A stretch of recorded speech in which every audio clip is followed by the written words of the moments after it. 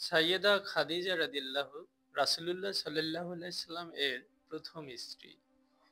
তিনি ইসলামে প্রথম ঈমান এনেছেন, প্রথম দান সাদাকা করেছেন, প্রথম ওযু করেছেন, প্রথম নামাজ আদায় করেছেন। উম্মতে মুহাম্মাদীর মধ্যে পেয়েছেন প্রথম জান্নাতের সুসংবাদ। বুখারী হাদিস ৩৮২০। খাদিজা রাদিয়াল্লাহু ছিলেন রাসূলুল্লাহ সাল্লাল্লাহু আলাইহি সাল্লামকে প্রথম সমর্থন দেওয়া নারী।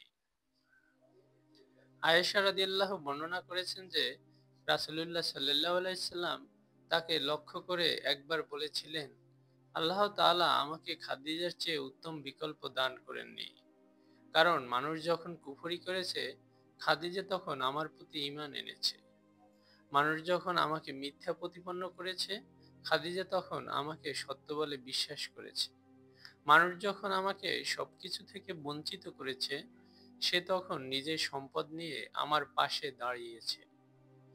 কুরাইশ নারীদের সন্তানরা যখন আমাকে বঞ্চিত করছিল, আল্লাহ তখন আমাকে খাদিজার গর্ভে সন্তান দান করেছেন। মুসনাদে আহমদ হাদিস ২৪,৮৬৪।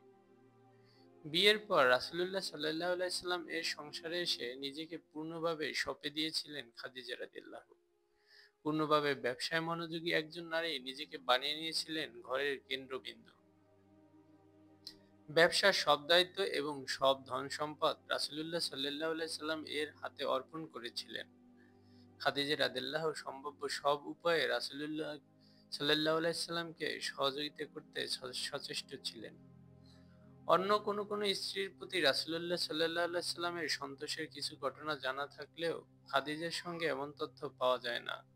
এজন্যই রাসূলুল্লাহ সাল্লাল্লাহু আলাইহি সাল্লাম বলেছেন, আল্লাহ তাআলা আমাকে খাদিজার চেয়ে উত্তম বিকল্প দান করেননি। সিরাত বিশ্বকোষ ২/১৩৮।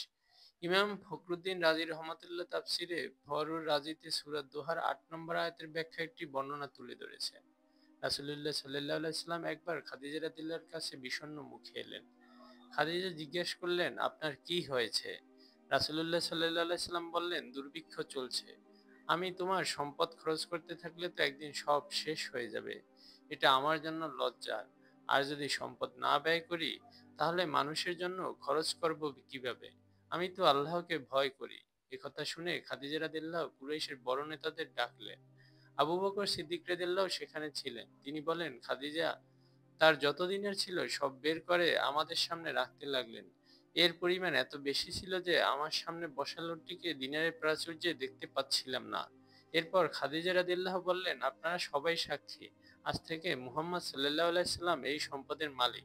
তিনি চাইলে এগুলোর কিছু ব্যয় করতে পারেন, চাইলে রেখেও দিতে পারেন। তাফসিরে ফখরুর রাজী খণ্ড ৩১ পৃষ্ঠা ২১৯ সূরা দোহার ৮ নম্বর আয়াতের ব্যাখ্যা দ্রষ্টব্য। আসসালামু আলাইকুম ওয়া রাহমাতুল্লাহি ওয়া বারাকাতুহু। ঘটনাটি ভালো লাগলে চ্যানেলটি সাবস্ক্রাইব করুন।